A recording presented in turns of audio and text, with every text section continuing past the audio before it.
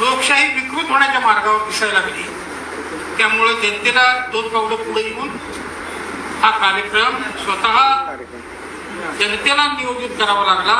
त्याचं सगळं आखणी जनतेला करावी लागली। तो आज या ठिकाणी जनतेच्या मर्जीप्रमाणे, मनाप्रमाणे, मताप्रमाणे या ठिकाणी संपन्न झाला। लोकशाही जागृत आहे हे दाखवण्याची संधी तुम्ही सोडली नाही।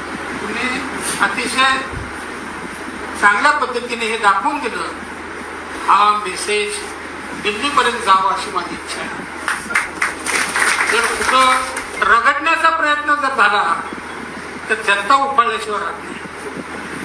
तरी आम्हाला फक्त एकच दिवस मिळाला, नाहीतर हे चित्र आणखी काहीतरी वेगळं होतं।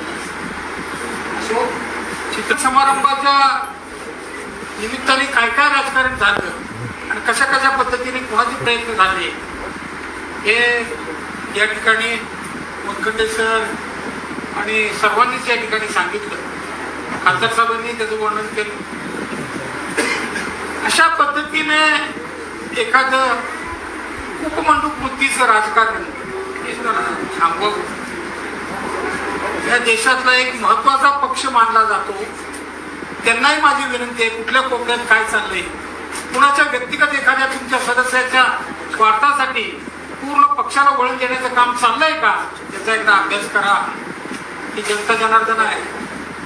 या देशात सुद्धा तुम्ही चांगले दिवस बघितले, वाईटही दिवस बघितले। वाईट कसे येतात याचं प्रोसिजर तुम्हाला चांगलं माहिती आहे।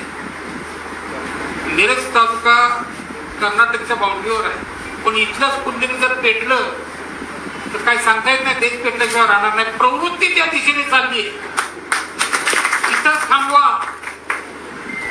नाहीतर पुन्हा मागचे काही प्रसंग या देशात यायला नको अशी आमची इच्छा आहे। म्हणून या पक्षाच्या पदाधिकाऱ्यांना माझं विनंती आहे की हे कुठनं काय व्हायला लागले, कुणाच्या स्वार्थापोटी काय घडायला लागले याचा जरा अभ्यास करा आणि ते जागेवरच थांबवा।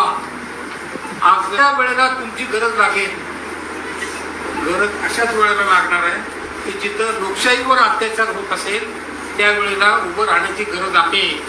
त्यावेळेला याच पद्धतीने, या चिकाटीने, या ताकदीने उभं राहा, एवढी मात्र मी आपल्याला अतिशय कळकळीची विनंती करतो।